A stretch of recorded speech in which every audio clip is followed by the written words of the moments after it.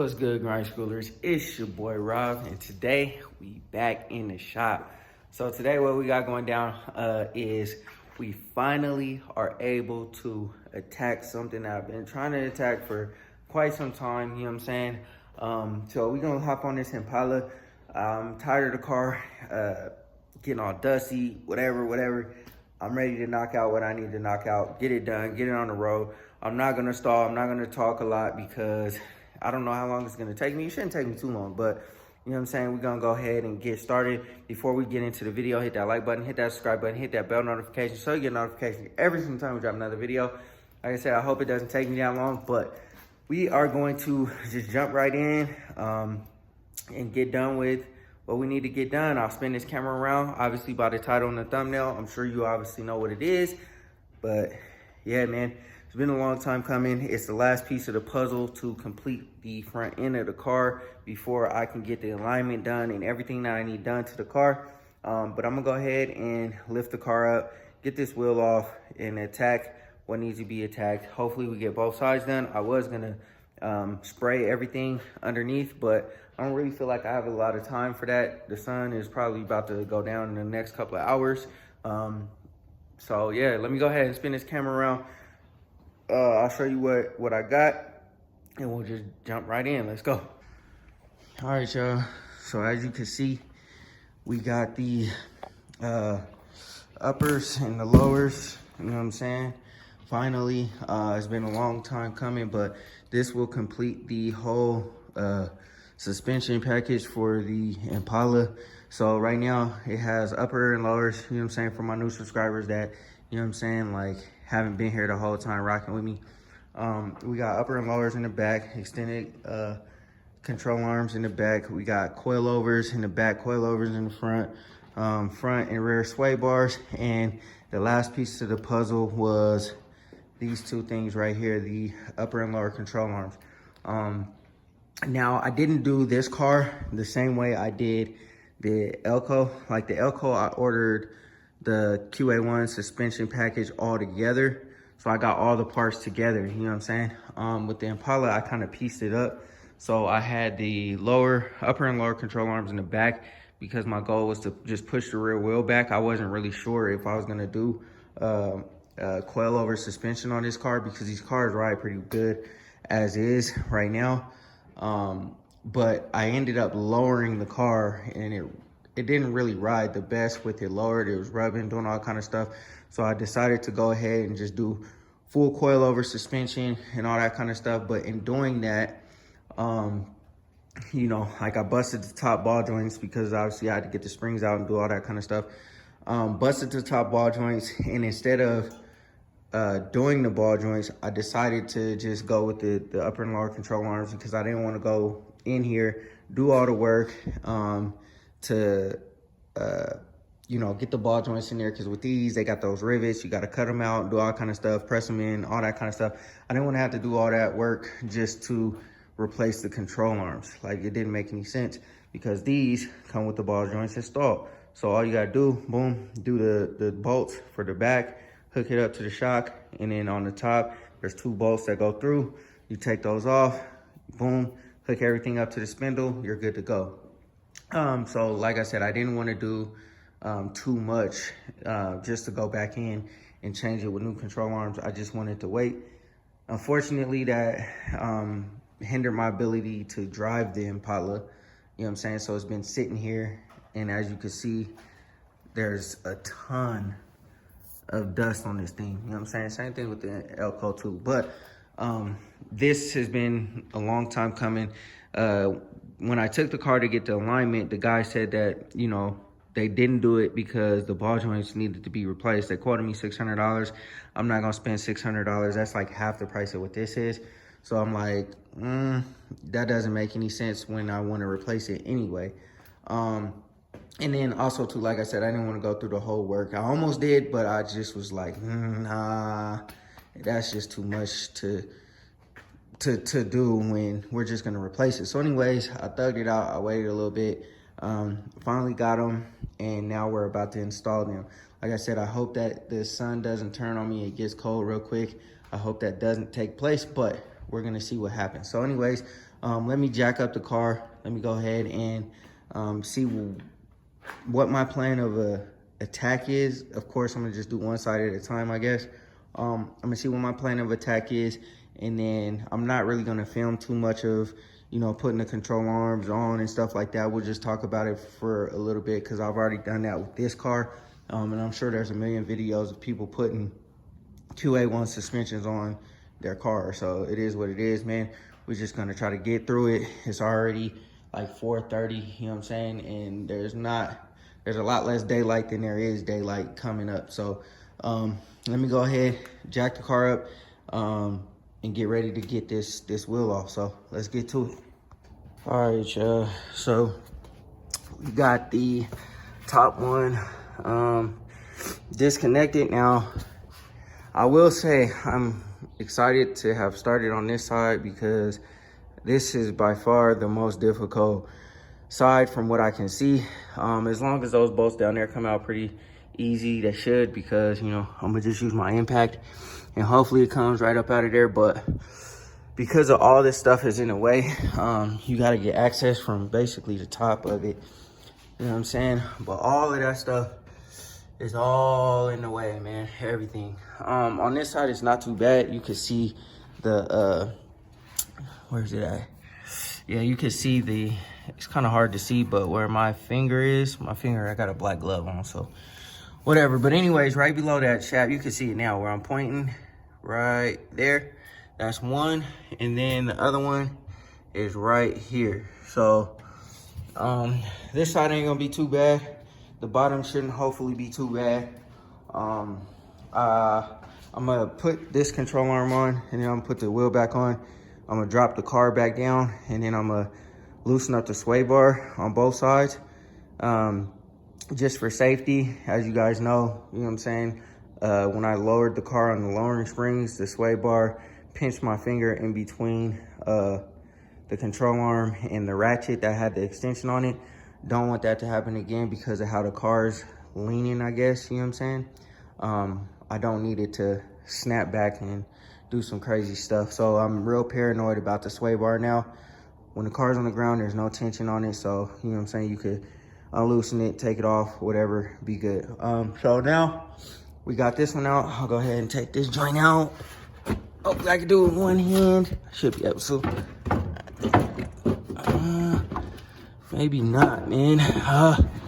So it's stuck. All right, there we go. Hold on. Stuck on that little fabric stuff that it comes with these cars. All right, there we go. So got that joint out. And then, see what I'm saying? Like, it got the rivets on the top. Anybody that has one of these cars, I'm sure most of y'all got these cars, y'all know about the ball joints.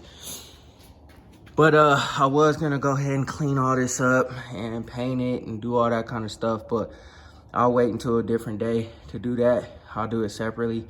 I'm not gonna worry about it today. I just wanna get the control arms on and yeah, get to driving my car, yo. So anyways, let me go ahead and put let me break this box open. I'll put the top control arm on, and then we'll get to trying to do the bottom, and then we'll move to the other side. All right, so we got the arms out. It's labeled passenger side, driver side. Shout out to OTG, cause he gave a game on keeping your shims together. Since I'm like in and out, I'm not gonna obviously zip tie them. This is the back part, the back bolt, and that's the front bolt, you know what I'm saying? Also too, you should replace these, but these look like they're pretty decent. They got these little knurls on the ends of them so it doesn't spin inside the I guess the frame or whatever. So anyways, when I first did the control arms, the upper control arms on the Elko, I was hitting this thing with an impact. And I'm like, man, why is this not coming loose? Like, I didn't understand. And I didn't know that it had these little knurls right here on there to prevent it from spinning. So eventually I'm gonna have to replace the Elkos because those, they spin now. They're not supposed to spin. So, but I got like lock washers and all that kind of stuff on them now. So it should be all right. But for now, we're gonna go ahead and throw these in. We're gonna throw our shims on and then hook everything back up, put it back into the spindle. We'll put the wheel on, take the sway bar back off, or take the sway bar off, and then we'll work on the bottom side. All right, y'all. So we got the top one in, as you can see. It's all buttoned up. This top one. Hello. You wanna say hi? Hi.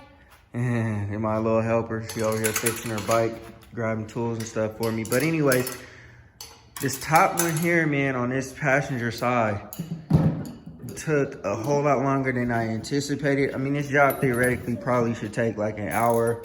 You know what I'm saying? 2 hours, I would say tops, because it's only literally 4 bolts on each side. So a total of 8 bolts.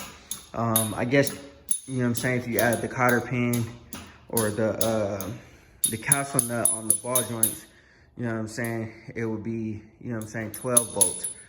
But, you know what I'm saying, I really couldn't figure out how to really get to those bolts behind there as in an efficient way, I should say. You know what I'm saying? And then I kept fighting with the what are those called? The shims. They kept falling out. The thing kept slipping back and forth. So, but I finally got it in. It didn't really take too long. It was just annoying trying to, you know what I'm saying, contort my hand back in behind there, trying to get everything together. But we got this one on.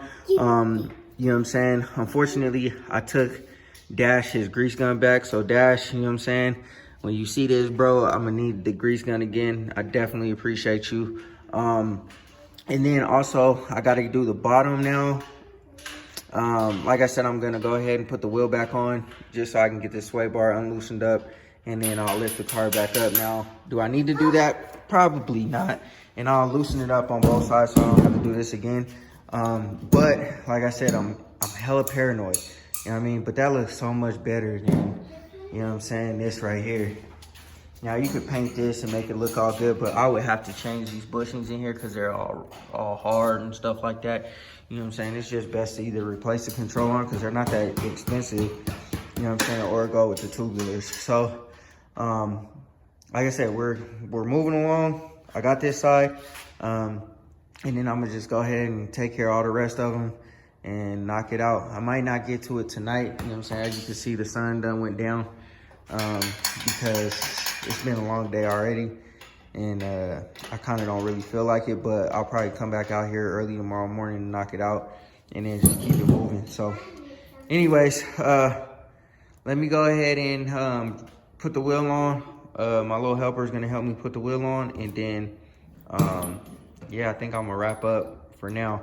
And then also too, like, hopefully the car, well, the angling, I should say the angling of this control arm looks a whole lot better than the one that came off of there. Now, obviously the wheel's not on the ground, so I gotta see what it looks like when the wheel's on the ground. I'm about to do that now. But the control arm that came off of here, the angle was like this, like it was sitting like this. The front of the, where the ball joint is, was sitting like this because of how low the car is. So these will help with that, the angling, getting the angling right and stuff like that. And give me more of a peace of mind behind the wheel. But anyways, let me go ahead and do this, and then we'll see what it looks like. All right, y'all. So we got everything loosened up. You can see that ball joint down there is out of there. I got the top bolt for the coilover out of there. So now all I gotta do is just drop this thing down. The coilover should fall out. Obviously got the jack under there. The control arm should fall straight down. And then we'll get access to those 2 back bolts right there. And go ahead and pull this thing out, replace the shock. Also, when I get it out, the attachment for the stock control arm is different. When it attaches, you see those 2 bolts at the bottom, is different attaching to the QA1 joint. The QA1s have like a spherical bearing in there, which I think helps with how the shock is aligned in there.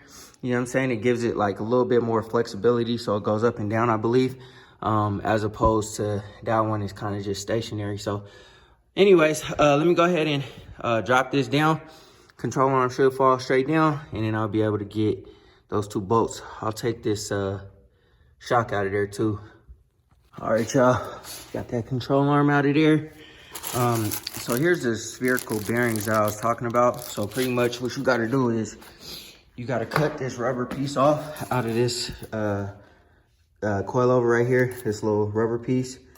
And then after you cut that piece off, you put one of these in there, and then you put the lock rings around it, and then it should be good to go. But yeah, man, we gotta, we taking care of business. So I'm gonna go ahead and finish it up, and then I'll show you guys what it looks like with this side in, and then I'm gonna just go ahead and do the other side, knock it out, so I can get this stuff done. And then, yeah, man, it's gonna look good under there. I could hit it off with the wire wheel and spray all of this. I'm gonna wait on that, man. I'll wait till summertime or something like that, when I get ready to flow coat the car, and then cut and buff and stuff.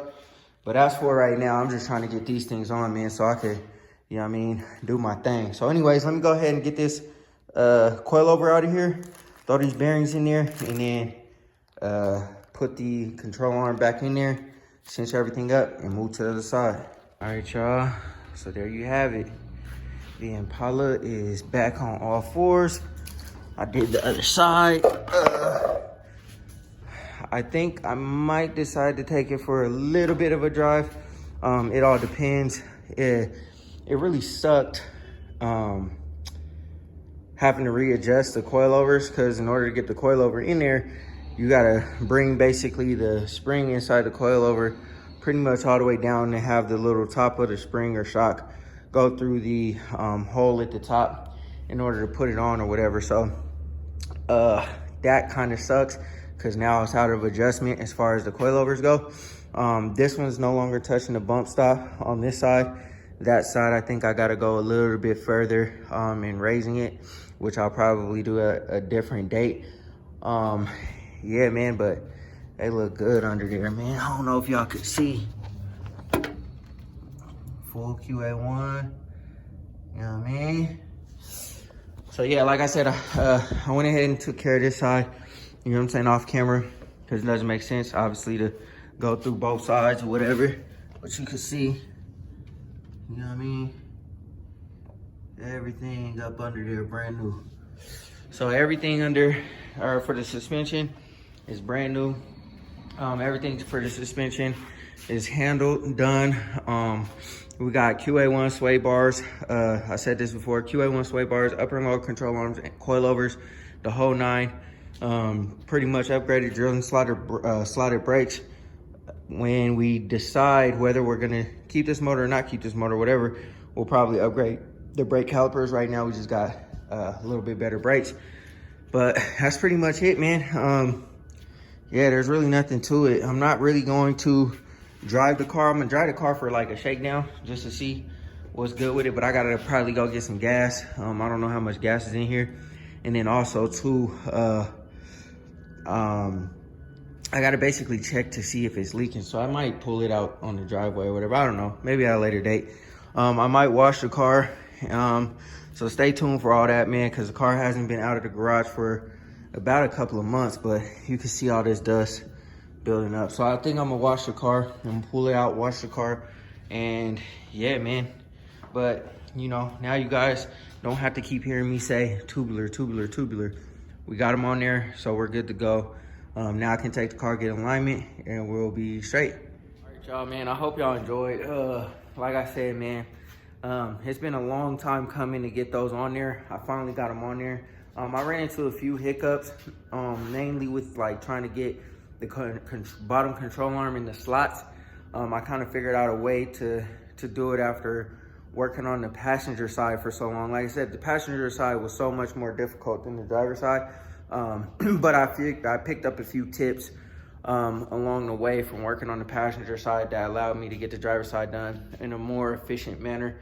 So now, like, the only thing left to do, man, is drive it, make sure everything is good, make sure that, you know what I'm saying, we're not gonna have any issues. I still gotta raise that other side, and then I'm gonna take the car to get in alignment because everything under there is brand new. The whole steering, all the steering components except the gearbox and the power steering are all brand new. So the center linkage, the inner and outer tie rods, you name it, everything is new on there. So I need to get all that aligned. Obviously the control arms came with the ball joints, so those are all good. And now that it's done and off on all fours, I'm gonna schedule alignment, get it done, and then we'll be able to ride, yo. So anyways, man, thank y'all for rocking with me, man. Like I said, I know it's been a long time coming, but the Impala is one step closer to physically being out on the road. I'm gonna probably schedule I'm gonna probably go get my exhaust done here within the next couple of weeks. And after that, man, we should be good to go. I don't see it not passing emissions. I really hope it doesn't, or it does pass emissions. Because I mean, the car is going stock. There's nothing done to it, so it should theoretically pass. But anyways, man, like I said, man, thank y'all for rocking with me. Go ahead, hit that like button, hit that subscribe button, hit that bell notification so you get a notification every single time we drop another video. And always remember, work hard so you can live free.